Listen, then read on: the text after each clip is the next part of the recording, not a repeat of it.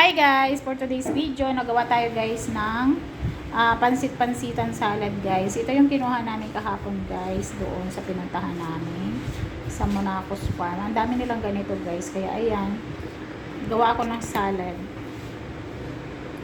So, ito na yung finished product guys. Nilagyan natin to guys ng sili, kalamansi, paminta, asin, and then naglagay tayo ng itlog. May kamatis at sibuyas yan. Naglagay tayo guys dyan ng itlog na maalat para masarap, lalo masarap siya. Ayan.